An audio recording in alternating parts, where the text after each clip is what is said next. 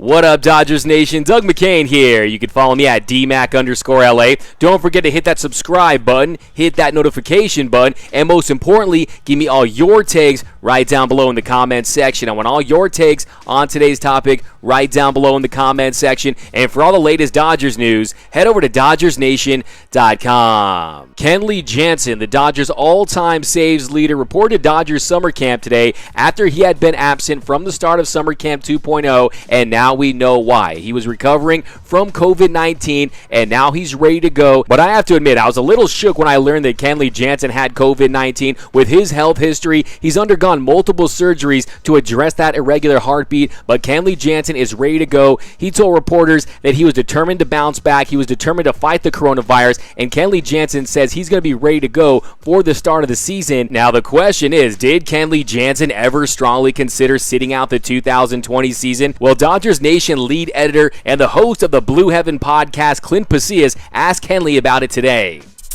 Right. Did you ever give any consideration to opting out for the 2020 season? No, I never had that consideration. I always wanted to play. I love this game. I want to do it for the fans. You know, we're all going through a tough time right now in this world together, and I think this is a good thing for not only the Dodger fans, but all baseball fans around the world who have something to watch on TV. So glad that we're back and we can do what we do our best and just give a good game to all the fans in the world.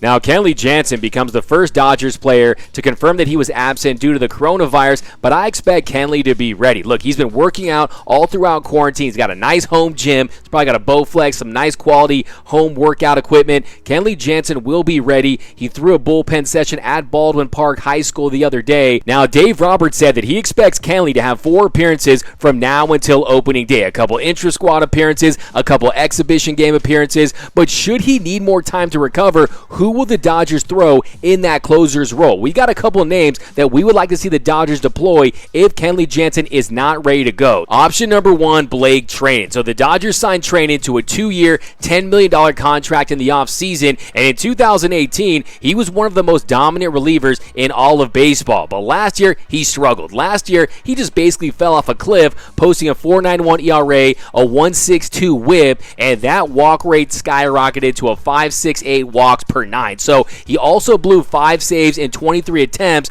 but when he's on, he's one of the best arms coming out of the pen in all of Major League Baseball. So with relievers, you typically see them having an off year after having a great year, but for Treinen to be a viable option for the Dodgers, he's got to post something close to his career numbers, a 2.97 ERA and a 1.28 WHIP. They can't have him fall off the cliff like last year, so Treinen is option number 1. Now, option number 2, I've got Joe Kelly. So I want Joe Kelly of 2018. The Joe Kelly that dominated the Dodgers, 5 appearances against the Dodgers in the 2018 World Series, no runs allowed. But last year, he went 5-4 with a save and 8 holds in a 4.56 ERA, and he was just so streaky. So he struggled early, and then he got hot. In 10 games from August 1st to August 28th, he held opponents to a 103, 188, and 138 slash line with 12 strikeouts across 9 scoreless innings. But unfortunately, by the end of the season, he was starting to struggle again. In his first appearance against the Nationals, he held the Nationals scoreless, but then he gave up 6 runs in his next 2 appearances. So Joe Kelly, we all know he has elite stuff. Spin rate, velocity. Joe Kelly, when he's on, this guy is one of the best relievers in Major League Baseball, and if he can channel 2018 postseason Joe Kelly, then he's more than capable of closing out games for the Dodgers, but that's a very big if at this point. But if I had my pick, I'm going with option number 3, Tony Gonsolin. Last year, in 5 relief appearances, he went 2-0 with a save, a 3 ERA, but he held opponents to a 143 batting average with a .092 WHIP, and then in August, he was on fire. In August, he gave up 4 runs in 20 appearances in the month of August. And another thing, I like my closers quirky. I like it when they have a great nickname. He's got that in Tony Smokes, and I also like when they have an elite pitch, and he has that in his splitter changeup. It was ranked as the number 1 splitter changeup of any prospect in Major League Baseball by Baseball America, and last year it led to a 46 42.7 ground ball percentage. So an elite pitch for a potentially elite reliever in Tony Gonsolin. And if Kenley Jansen is not ready to go, I want to see the Catman closing for the Dodgers. So for me, the big takeaways of the intra-squad game so far are 1, how great does Corey Seager look? And 2, seeing Mookie Betts in a Dodger uniform is not getting old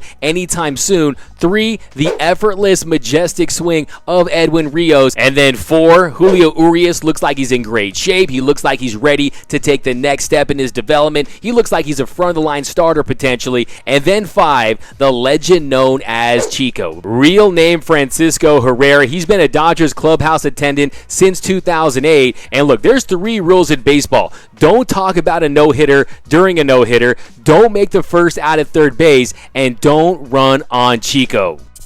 Barnes, Dave Roberts saying earlier today that Austin Barnes might catch about 4 or 5 innings. If this goes on, we may see Cartaya. Diego Cartaya just added to the roster. Chris Taylor trying to tag up there on Chico. And we saw him make a great throw the other night.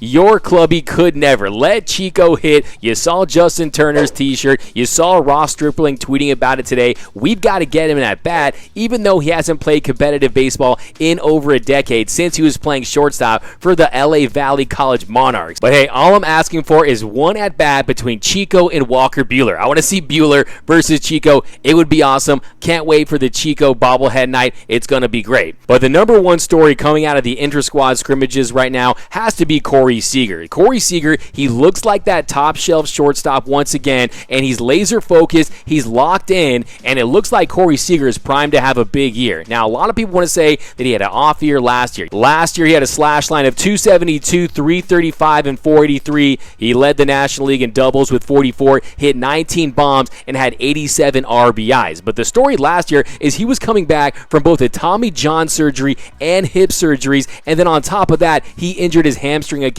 on June 11th. And unfortunately, he suffered that injury right when he was catching fire. Since May 1st, he was hitting .301 with 13 doubles and 6 home runs. And then in the month of June, he was batting .389 and he was slugging .667. So Corey Seager was starting to catch fire, gets that hamstring injury, and really was just never the same. But you're seeing a confident Corey Seager, and if he stays healthy, he's going to reestablish himself as one of the elite shortstops in Major League Baseball. So maybe he didn't lose that mojo from 2016 and 2017. Maybe he was just plagued by injuries, right? So I look for Corey Seager to have a big bounce back year. But isn't it great to see Dodger baseball being played at Dodger Stadium again? I know we all want to go so badly. Look, this is going to be me getting thrown out by Dodger Stadium security when I try to sneak in on opening day.